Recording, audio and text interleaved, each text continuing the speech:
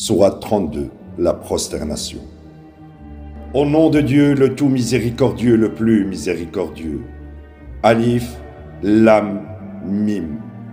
Le livre est sans aucun doute une révélation du Seigneur de l'univers. Ils ont dit, il l'a fabriqué. En vérité, ceci est la vérité de ton Seigneur pour avertir des gens qui n'ont jamais reçu d'avertisseur avant toi, afin qu'ils puissent être guidés. Dieu est celui qui a créé les cieux et la terre et tout ce qu'il y a entre eux en 6 jours, puis a assumé toute l'autorité. Vous n'avez personne à côté de lui comme Seigneur, et vous n'avez pas d'intercesseur non plus. Ne prendrez-vous pas considération? Toutes les choses sont contrôlées par lui, du ciel à la terre. Pour lui, le jour est équivalent à 1000 de vos années. Celui qui connaît tous les secrets et déclarations, le Tout-Puissant, le plus miséricordieux. Il est celui qui a parfait tout ce qu'il a créé et a débuté la création de l'humain de l'argile. Puis il a continué sa reproduction à travers un certain liquide modeste.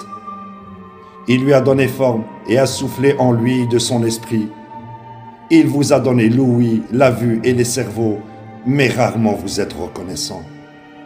Il se demande, après que nous disparissions dans la terre, sommes-nous créés à nouveau? Ainsi, en ce qui concerne la rencontre avec leur Seigneur, ils sont mécréants. Dis, vous serez mis à mort par l'ange sous la charge duquel vous êtes placés, puis à votre Seigneur vous serez ramenés. Si seulement tu pouvais voir les coupables lorsqu'ils inclinent leur tête devant leur Seigneur. Notre Seigneur, maintenant nous avons vu et nous avons entendu, renvoie-nous, et nous serons droits, maintenant nous avons atteint la certitude. Si nous avions voulu, nous aurions pu donner à chaque âme sa guidance, mais il est déjà prédéterminé que je remplirai l'enfer de djinns et d'humains tous ensemble. Goûtez les conséquences de votre oubli de ce jour. Maintenant, nous vous oublions. Vous avez encouru le châtiment éternel en retour de vos propres œuvres. Les seules personnes qui croient vraiment en nos révélations sont celles qui tombent prosternées en les entendant. Elles glorifient et louent leur Seigneur sans aucune arrogance. Leurs flancs quittent volontiers leur lit afin d'adorer leur Seigneur par révérence et espoir. Et de nos provisions à leur égard, elles donnent. Vous n'avez pas idée combien de joie et de bonheur vous attendent en récompense de vos bonnes œuvres. Celui qui est croyant est-il pareil à celui qui est pernicieux? Ils ne sont pas égaux. Quant à ceux qui croient et mènent une vie droite, ils ont mérité le paradis éternel. Telle est leur demeure en retour de leurs œuvres. Quant aux pernicieux, leur destinée est l'enfer. Chaque fois qu'ils essayeront de le quitter, ils seront repoussés à l'intérieur.